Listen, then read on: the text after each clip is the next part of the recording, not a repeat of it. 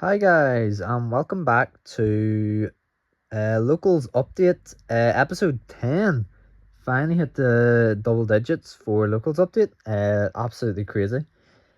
Thank you all so much for sticking around for all of them. Uh, Thank you so much for the support, especially on Locals Update episode 8. I don't know how we got it to 67 views, but my god, thank you all so much.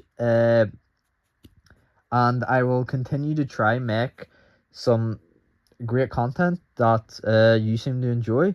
So today I'm going to go over the locals from Friday night. I'm sorry it wasn't the upload wasn't yesterday.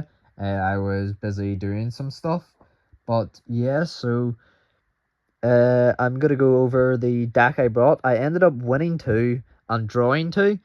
So technically, the deck is still undefeated in rounds. It hasn't this version of it specifically hasn't lost a round. And that's all thanks to my guy Barrier Resonator. Because that's why it's a different version. Otherwise, I would have lost one round. But even then, it would be 15 rounds won and one round lost. Well, not 15 rounds won. 15 rounds either won or drew and one round lost. So really, really good. The deck feels amazing still. It does feel like there is potentially better decks in the room now I've had the chance to look at all of the Alliance Insight support. But this deck still feels so fun to use. People just don't expect the Blue Eyes cards with the fiendsmith cards. And the follow-up that this deck gives you is just ridiculous. Like, in one of the games that I won, I ended up getting Spooky Dogwood. So my opponent had, I believe, 26,000 life points from that card. I was able to just put up a board. I was able to get such high follow-up, such good follow-up even, that I was able to not kill, but go to time and win the game on time, which was crazy. I could not believe it. It was so good. And even then, I had like a huge amount of interruptions against my opponent, and he just wasn't winning, even if we had have gone further than time. But anyways, I will show off the deck I brought. I don't believe I've changed it that much. But I will get straight into it. So for the one card Blue Eyes starters, we are playing, as always, Triple Siege, Triple Maiden, Triple Wishes, and 1-for-1. This is just, I love this ratio, especially in this deck. I have honestly considered, with only using 2 Blue Eyes spell traps that you can search off wishes, to go down to 1 wishes. But because wishes can discard Lurie, the deck just feels so much better with wishes in it than without. And 1-for-1, as always, a fantastic starter that can go into either engine, so just really, really nice to have. And these guys are the bread and butter of the Blue Eyes deck. They do everything for it. They get your Siege, they get your Barrier Resonator, they get you infinite, near infinite follow-up. It's fantastic. So that is those guys. That is the 1-card Blue Eyes starters, as always. Next we have, I'll show off the Blue Eyes bricks. So we are still playing the Jet and the double Blue Eyes. I just love the Jet. It's again, as I said, this deck is really good with follow-up, and Jet just makes that follow-up even better. Like, he just constantly is a recurable body that's spinning things back to hand and is causing your opponent a lot of problems. And they have to invest resources to get rid of it, either going to battle and getting one of their cards spun back to hand, or trying to find ways to pop specifically just it, because all of your other cards are protected. So I still love Jet, and the 2 Blue Eyes are for in case a Blue Eyes gets banished. It's good to have the other. So next we have the spell trap bricks. So, well, the two mandatory ones are the True Light and the Mausoleum. As I've said before, best merge card in the deck, True Light. Does everything and does everything, but can completely destroy at the same time. A Mausoleum is just really nice for getting blue eyes in the rotation. It's honestly an underrated card for how nice it is. It just allows so much more to be done, especially through Nibiru, which is really, really nice. So next we have the two search targets off of Wishes, the Majesty and the Roar. Again, I really like these cards. They do a lot for the deck. They help the deck out a lot, and they just feel really, really nice in this deck. So now I will move on to the fiendsmith part of the deck. So we are playing Triple Engraver. I'm playing one Tract, one Barrier Resonator, and one Fable Lurie. So this just allows the deck to honestly be smaller. This allows the engine to be smaller than most fiendsmith engines, because you're playing free engraver in all fiendsmith engines. You're playing a Tract and a Lurie in all fiendsmith engines, but in most you're playing Lacrima the Crimson Tears plus the Trap. So while that gives us one less interruption, it makes the fiendsmith half of the deck a lot more resilient to cards such as Infinite Impermanence and things like that, which is a lot better in my opinion, because we have an in-engine way to get to the fiendsmith engine. It just feels better to not have to worry about Infinite Impermanence stopping all of it. So that's why I like these cards in it. That's why I like playing specifically these cards, and not the Lacrima and the Trap, which is also a brick, and it's blue eyes. It's already playing a million bricks, so you want to cut down on as many bricks as you can. So now I'll move on to the non-engine. So I am playing Triple Infinite Impermanence. Great card. One of the best hand traps in the game, just being able to be a board brick or a hand trap, which is really nice. So always great to have. Triple Effect Failure, basically just Infinite Impermanence but a monster, and is searchable in Blue Eyes combo and helps you extend the Blue Eyes combo, which is really nice. Triple Ash Blossom and Joyous Spring, because it's the best card in the game. Really hurts the Mulch Army cards as well, which I need to look for hands where I have Ash on and I get Mulch Armied, because all too often I get Mulch Armied and I don't look at my hand, and I have Ash Blossom to stop my opponent from just Mulch Armying me to oblivion. But anyways, I do need to do that more, because Ash can stop the Mulch Armies, because they are cards that add cards to hand. Next we have Bestial Druisworm, Bestial Magnum, and Bestial Baldric. Honestly, I have considered cutting some of the Bestials, just because they feel so lackluster right now, because Malice is like the best deck in the format after Alliance Insight, and the Bestials just help Malice out. Honestly, they don't really stop it in any way. They just extend it, because the Malice cards will summon themselves if they're banished. These guys banish a light or a dark. The Malice guys are all darks. So these just extend Malice, and are so absolutely terrible against that. And they don't really come up a lot other than that. So I might honestly cut these guys and put them in the side deck instead of the main deck. But for right now, I'm happy enough with them. Next, we are running Double Drooling Lockbird.